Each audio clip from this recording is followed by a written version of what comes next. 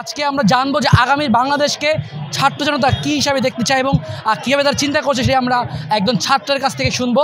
আমরা এই মুহূর্তে চলে যাবো মানাত ইউনিভার্সিটির ডিবেট ক্লাবের প্রেসিডেন্ট জনাব হাসিফ সাহেবের কাছে। হাসিফ সাহেব, আপনি জানেন যে 5ই আগস্ট যে বাংলাদেশে নতুন করে একটি স্বাধীনতার মুখ দেখেছে, আপনারা এখন এই বাংলাদেশকে নতুন কীভাবে করে গড়তে চান, আপনার একটু অনুভূতি আমরা জানতে চাচ্ছি। যে আপনাকে অনেক অনেক ধন্যবাদ। সত্যিকার অর্থে বাংলাদেশের দ্বিতীয়বার স্বাধীনতার যে স্বাদ আমরা ইতিমধ্যে অর্জন করেছি। সত্যিকার অর্থে আমরা 1971 সালে যে বাংলাদেশ স্বাধীন হয়েছে, তারপর থেকে আমাদের অধিকার, আমাদের মতামতের অধিকার, আমাদের চলাফেরা, আমাদের জীবনের নিরাপত্তা আমরা দেখতে পাইনি আমাদের এই প্রজন্ম। কিন্তু আমরা যখন দেখেছি বৈষম্য চলমান ছিল, তখনই আমরা অন্যায়ের বিরুদ্ধে দাঁড়িয়ে এই স্বৈরাচার সরকারকে আমরা উৎখাত করে আমরা স্বাধীনতা অর্জন করতে পেরেছি। আমরা তরুণরা চাই আমাদের বাংলাদেশ একজন তরুণ নির্ভর এবং শিক্ষাবান্ধব এবং তরুণদের তাদের জীবন যাতে করে আলোকিত হয়, সেইভাবে আমরা একটা বাংলাদেশ আমরা স্বপ্ন দেখছি।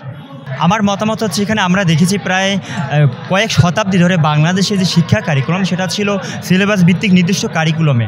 আমরা ওখানে আলটিমেটলি কোনো ক্রিটিক্যাল বা সৃজনশীল পদ্ধতি বা আমাদের যে লেখাপড়ার যে মেইন যে উদ্দেশ্য সেটা আমরা হাসিল করতে পারিনি। এক্ষেত্রে আমি কিছু পয়েন্ট বলবো। আমি যদি বলি, আমাদের প্রথমেই আমাদের যে প্রযুক্তি নির্ভর শিক্ষা ব্যবস্থা আমাদেরকে নিশ্চিত করতে হবে। এই বর্তমান যে উপদেষ্টা আছে, শিক্ষা উপদেষ্টা, তাদেরকে আমি অনুরোধ করব।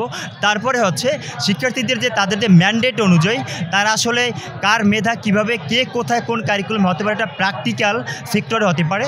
এইভাবে তার মেধাকে কাজে লাগিয়ে রাষ্ট্রীয়ভাবে এটাকে আমরা বাস্তবায়ন করতে পারি।